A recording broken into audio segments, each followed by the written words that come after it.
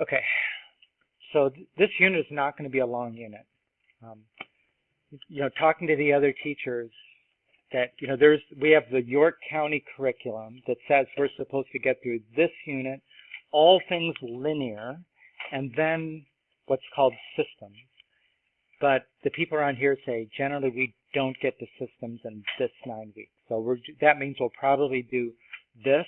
That'll be a unit test, and we'll split up the linear stuff into 2 different unit tests.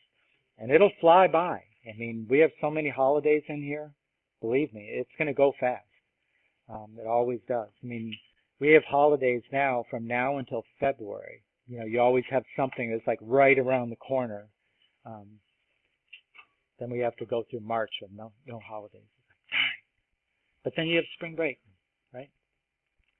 So we're not going to spend a lot of time on this. I would expect that we would have a quiz on the 17th in this class, and then our test would be on the 23rd, before Thanksgiving.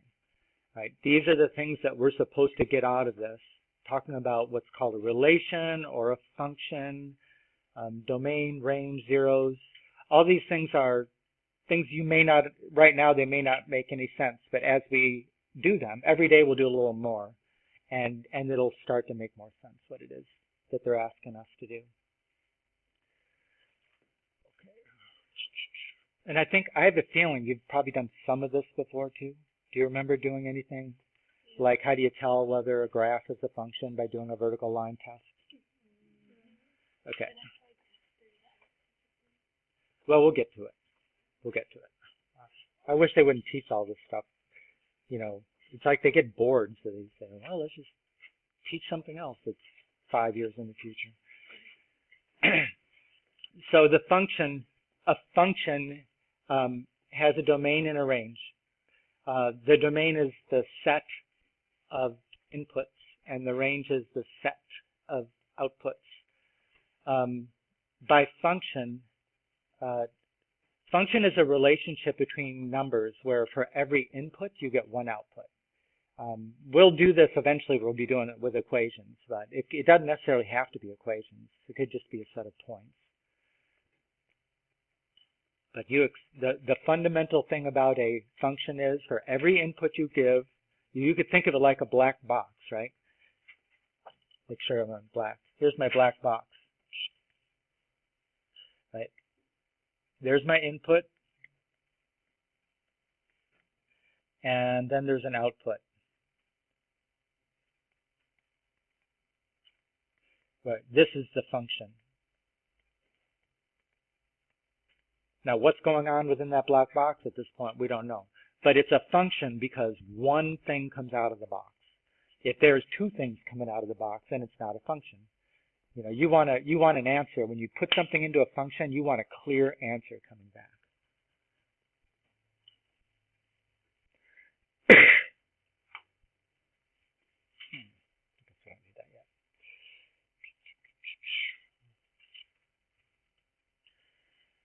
So there's going to be a few different ways that we can represent a function. One of them is a table, right? You could either you call it a table or table of values, right? This one, because it's kind of written horizontal, then you probably don't think of it like that. But we're supposed to understand like different ways to represent a function, and this is one of them. It's a table. And so what did we say again was the definition of domain? It's the set of the inputs. Now, I think the other day on that test, there was at least one question which had this kind of thing going on. It did this. It said Y, it had that symbol, then it had a fancy R, right? And then it had the inequality like that. Remember that? So these kind of curly brackets like that, those are called set brackets, right? And the way you would read that is this is the set of all Y, a member, that's not very good looking. Got to make that look better, or else you don't know what it really is. It's like a little E, but it's round. That means Y is a member of the real numbers, and then it either has like a bar here, or it might even have a colon, and then you would read it as such that y is greater than 0. So y is a member, this is the set of all values of y that are members of the reals, and y is greater than 0. I think that you definitely should expect that there will be times when you have to see set brackets and know what they mean. And I'm not sure, because I haven't done the Algebra 1 SOL for a long time, whether you will see this symbol for real numbers, but we shouldn't really be confused about it. So if I'm going to say what's the domain and the range, I need to use set brackets, right? It says it is the set of input values. So you just don't write the list. You write curly bracket, and then write all the input values, 10, 12, 13, and 17. And the range is the set of output values, 19.99, 23.99.99, 25.99, 33.98. Right, so again, these are set brackets.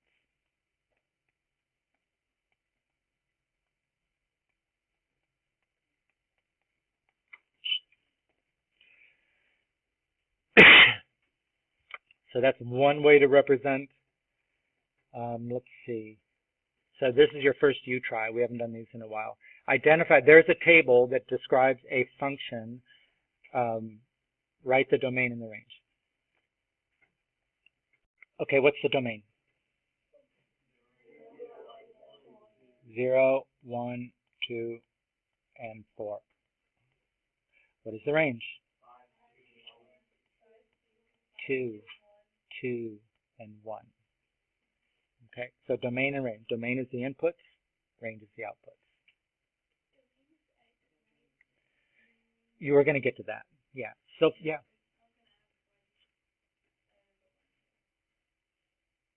Did I make a mistake? Oh, you're right. You know, I didn't see it in this book as I was doing all this, and maybe I missed it, but normally when you write the domain and range, you don't repeat, and you actually put them in order, but I didn't see that yet. So yeah, but that's a good, let's just say that that's the way we're going to do it. Then did we make a mistake on the first one? No, that one was increasing, so it was fine because it was written that way. But normally, because it's just a set of values, you put them in order and you don't repeat. So I'll do that.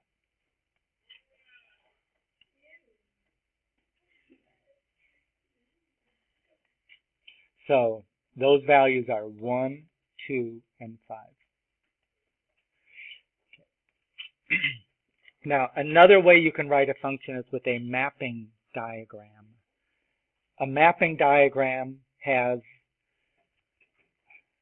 one shape on the left for the input, for the domain, and one shape on the right for the output, which is the range, right? This is domain, this is the range.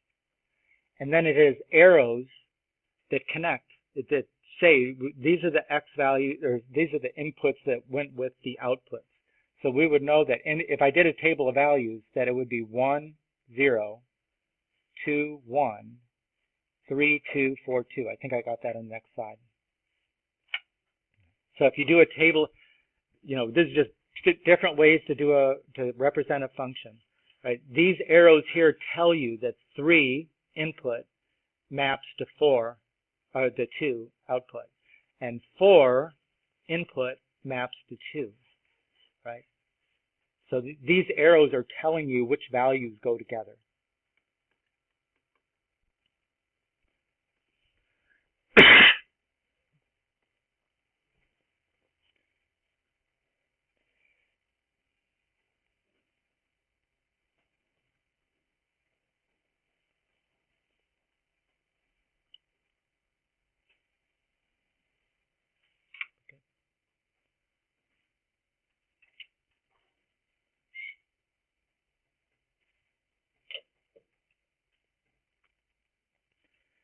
Okay, a function can have only one output for each input, or it is not a function. So here we're looking at it in the two different ways we know to represent a function so far, mapping diagram and a table. And we have to say, is there more than one output for an input, i.e., is this a function? Well, let's see. If I put an input of 0, what outputs do I get? 2 and 3. Okay, that's not a function. Right? One input can't map to two different outputs. That's by definition not a function. So when you see in a mapping diagram like this that two arrows are coming from the same member of the domain, that means not a function.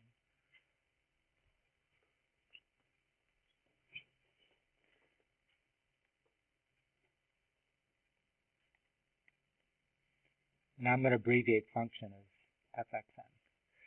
Okay, what about the table on the right? Is it a function? Yeah, I mean, usually when you're looking at a table of values, you're looking for repeated x values. And there are no repeated x values, so that would be a function. You know, every one of these just maps to one value. So that is definitely, so you say no repeated x.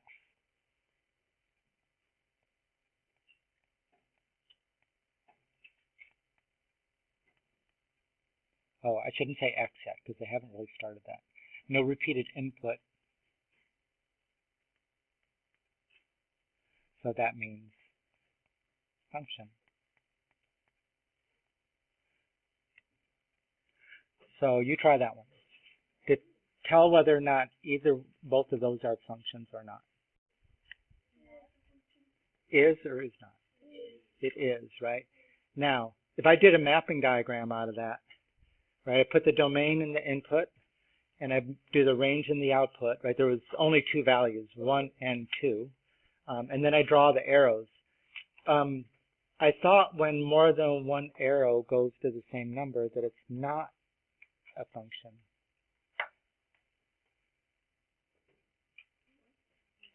When two arrows are going to the same number, doesn't that mean not a function? No. What is it that means it's not a function? True? True?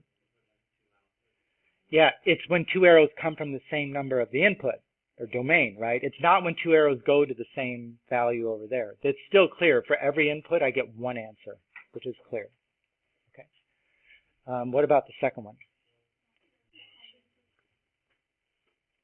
Did you say input, function, or no? 2 would map to 0, and 2 would map to 1, not a function. Repeated x values, not a function.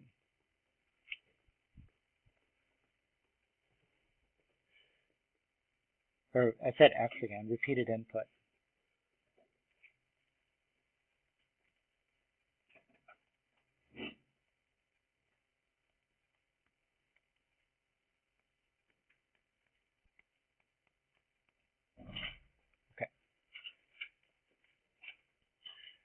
So here's another way you could represent a function, a verbal rule, and an equation. So they've thrown in two more things for us here.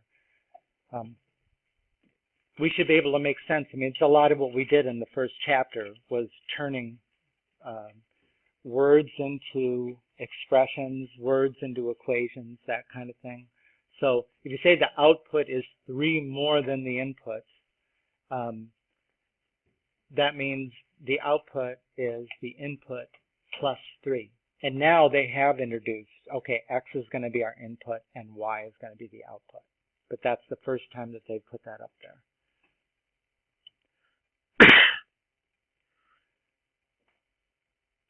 Do we see the association between verbal rule and equation? It seems like it's describing what's going on in that equation. Does it look like that's what's going on in the table? Does it look like every output is 3 more than the input? Right? So that's where the table, that's why the table looks like that. But why do we have the values that we have in there? 0, 1, 2, 3, and 4 for x.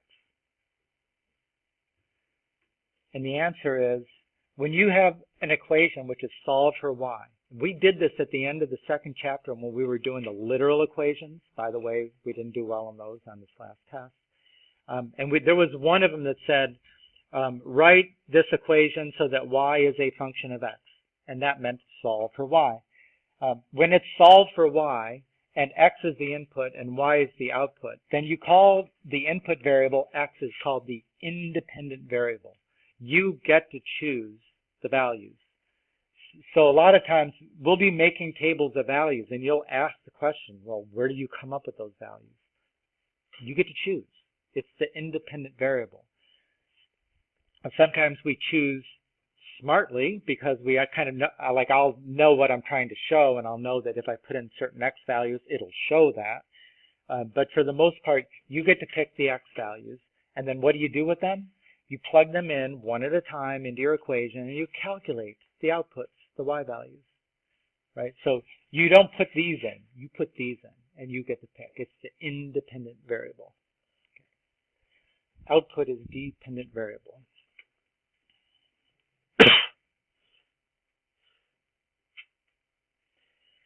So here's a table,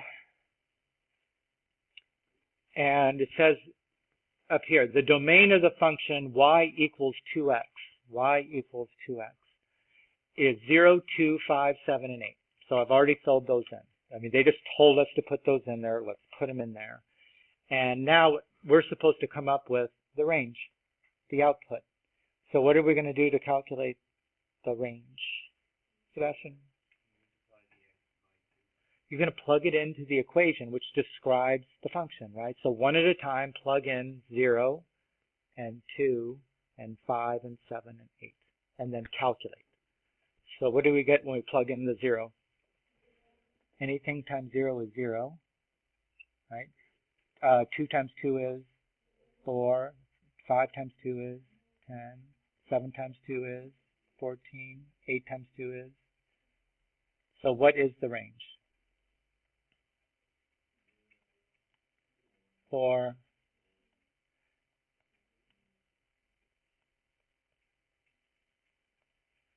in order, and there were no repeats. So every one of these things that we're doing, there'll be homework problems that are just like that, right? So if you're not sure what it's asking you to do, look at the notes, watch a video, do something. Look at the example that it's pointing to, because I'm just putting up the examples.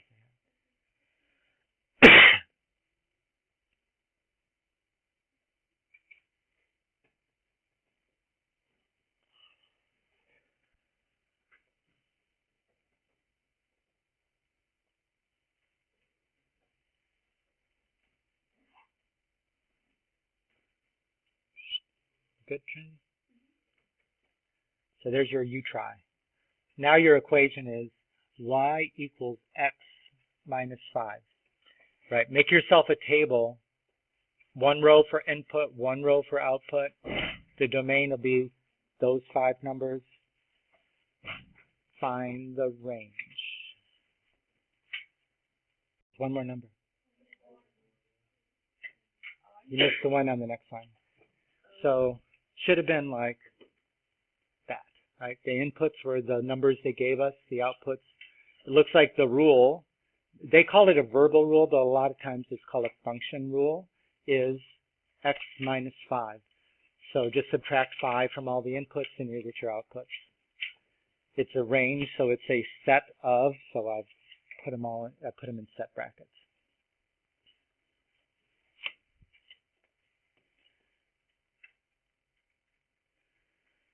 Okay, now, what if you get the table, but they didn't give you the rule? Could you figure out the rule just by looking at it? What looks like is going on in that one? Yeah, every one of those looks like it's a +2. So we would say that the output, I'll say that the input is x, the output is y, so the function rule is y equals x plus 2. I mean, that's a pretty basic table. I mean, you can get patterns that are a little more difficult to figure out. What if it's like 3 times x minus 7 or something like that? You might be looking at those numbers and going, I'm not sure what I'm seeing there. But this is pretty basic. function rule.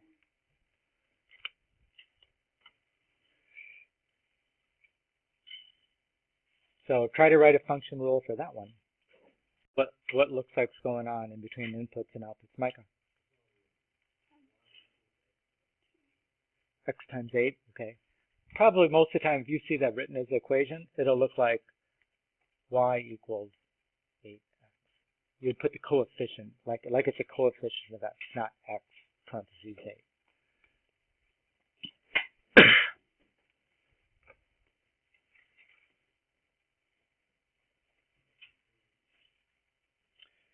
Okay, so functions as graphs. This jumps to, this is 2 sections. This is the second of the 2 sections. Functions as graphs. You know, if you've got a bunch of points, then input is x, output is y. Those are points like we graphed in the homework last night, so you can graph them, right? So these two here, that is an ordered pair.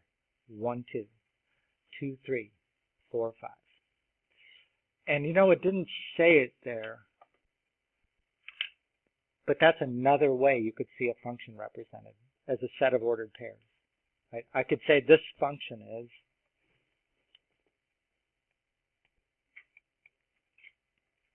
one, 2, 2, 3, and 4, 5. And it's in set brackets. That's a terrible set bracket because it's a set.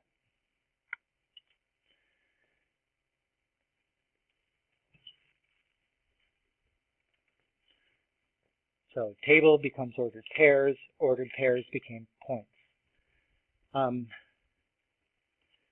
If you get this, right, this function right here is just these 3 points. You don't connect them with a line at this point, right? We weren't given an equation that we could imply that we had all values of x in between those. We were just given 3 points to graph. Those are the 3 points. So resist the temptation to connect them with a line if all you've been given is a set of points. When we start graphing linear equations, we're definitely going to connect them up with a line, but not right now.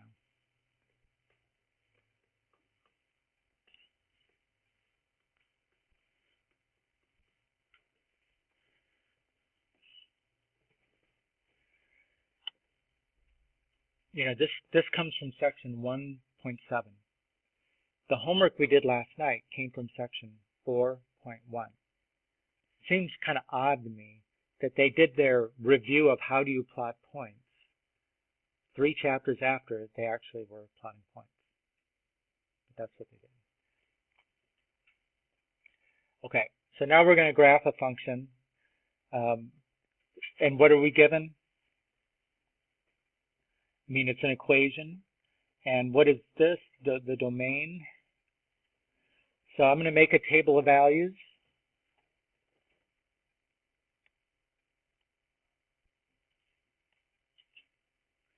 And I'm going to fill in the x's because they gave them to me, 0, 2, 4, 6, and 8. And then where do I come up with the y values?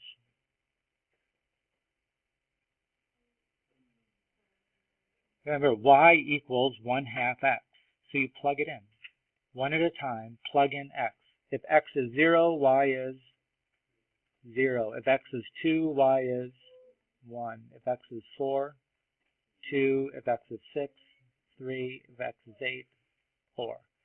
Okay, so, I mean, the reality is you would probably take that table of values and plot the points right away without showing them as ordered pairs. But understand they are ordered pairs. 0, 0, 2, 1, 4, 2, 6, 3, and 8, 4. Graph 0, 0, 2, 1, 4, 2, 6, 3, 8, 4.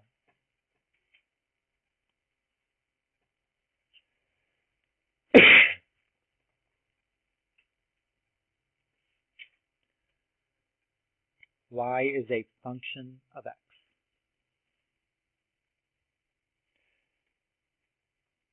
Okay. So you try to do the same thing. Here's your function. The equation is Y equals 2X minus 1. And there's your domain. Right? Make a table of values, ordered pairs, plot points.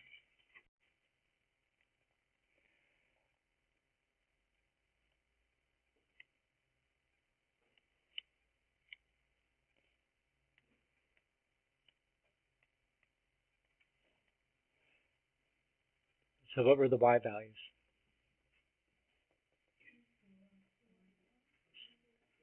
1, 3, 5, 7, and 9, right?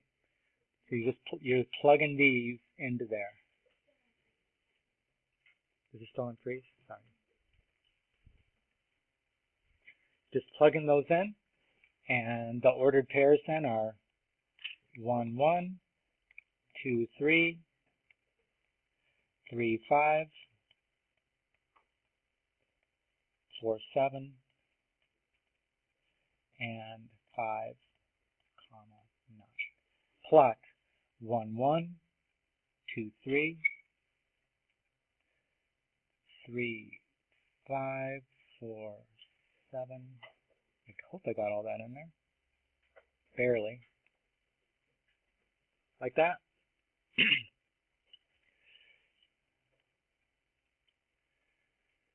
So now we can actually then look at a graph and try to back out what was the function.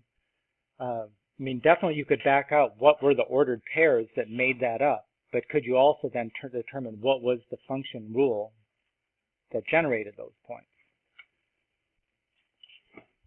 Right? What are these points? I'll do it in a table so it'll make it easier to see. There's 1, 2, 3, 4, 5 X's and Y's. So what are the 5 points? Start with the one on the left. 1, 2, 2, 3, 3, 4, 4, 5, and 5, 6. So what is the rule? Y equals X plus 1. Okay. So try to do the same thing with those two. Make 2 different ones. One on the left, they said you got to do the domain and the range, right? So I guess we better make a little table of values. And what are the X values?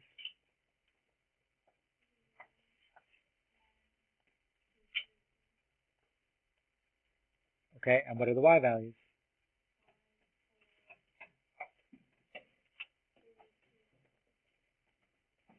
Okay, can you think of a rule that would map the X values to the Y values? Karen?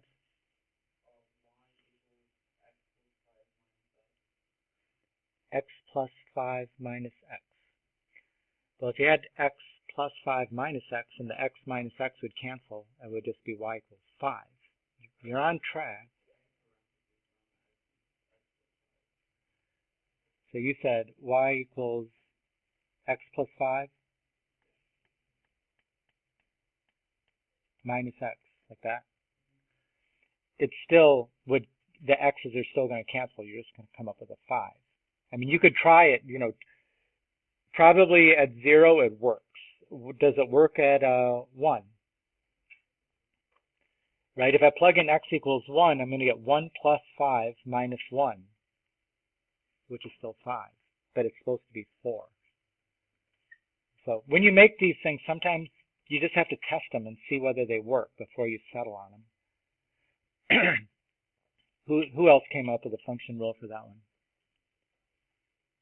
Anne? Micah? Katie? Come on. Did you come up with a rule? She did, didn't she?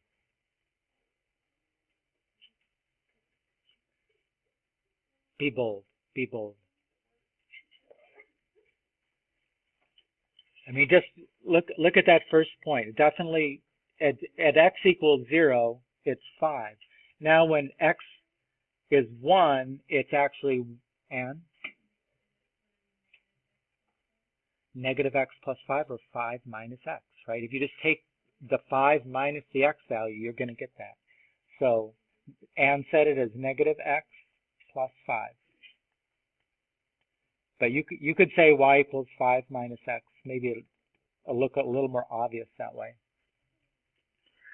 How about the second one? The table of values has got only 4 points, so x and y. And it looks like we've got 1, 2, 3, and 4. And the y values are 2, 3, 4, 5. Oh, they got a different scale. Okay, sorry. You guys more attentive than me. So it should have been 10, 15, 20, and 25. So what do you think is the rule for that one?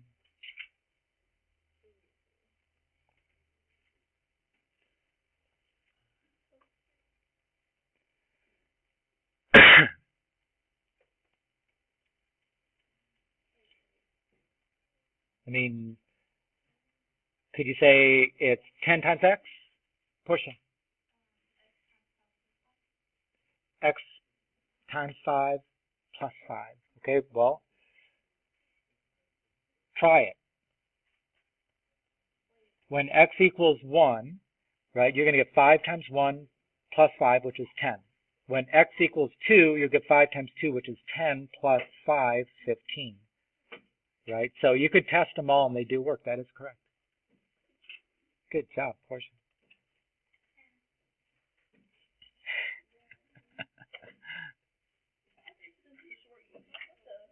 I didn't say it's short. It's a short, the unit is short, but not the lesson. What's that?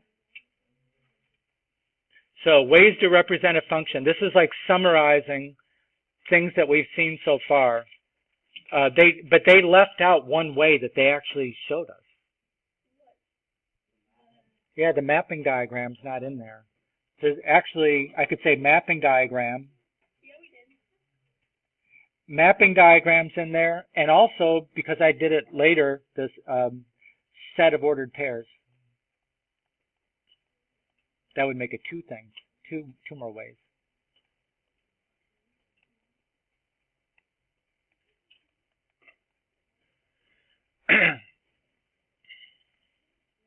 Okay, let me go 2. And something that I should have had in there and I didn't, so we're going to do it now, is if you're looking at a set of points, or you're looking at a graph, and you want to know whether it represents a function or not, that's where a vertical line test comes in, right? What are you looking for on a vertical line test that tells you whether or not that set of points is a function? Yeah, you try to imagine, because sometimes the graphs can be, very complicated, but can you picture anywhere that you drew a vertical line would cross in more than one spot? So this one here, I mean, they drew this one vertical line, but you should have tried to imagine anywhere else on this graph it could cross 2 points. How about this one? Anywhere on this graph look like you could draw a vertical line? No. How about this one? Yeah, cross 3 times. That's not a function. If it's not a function, it's called a relation. That's where the title of this thing comes from, relations and functions. If it's not a function, it's a relation, which is kind of like saying everything is a relation, some are functions. So that'd be a great test question. True or false? All relations are functions. False. True or false? All functions are relations. Yes. Right. One is a subset of the other. So look at the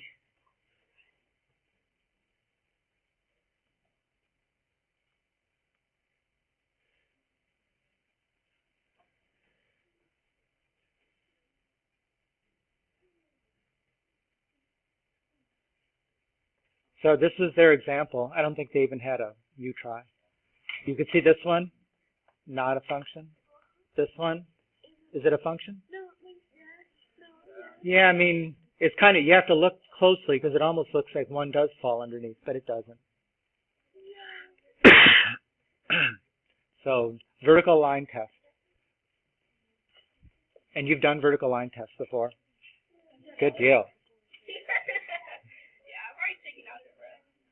Really? Ah, so why didn't you do better on the test?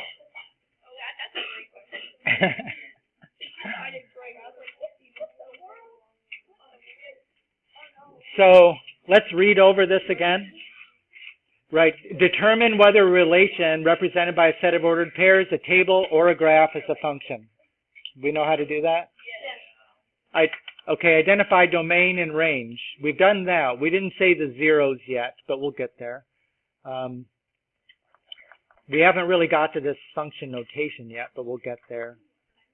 Represent relations and functions using concrete, verbal, numeric, graphic, and algebraic forms.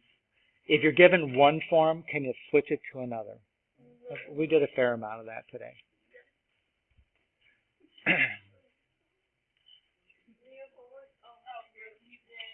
Do you have homework?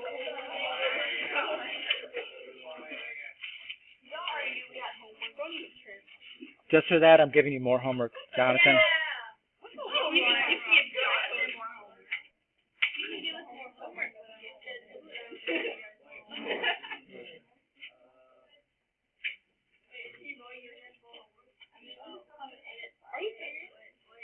Yeah, so it'll take you 2 seconds.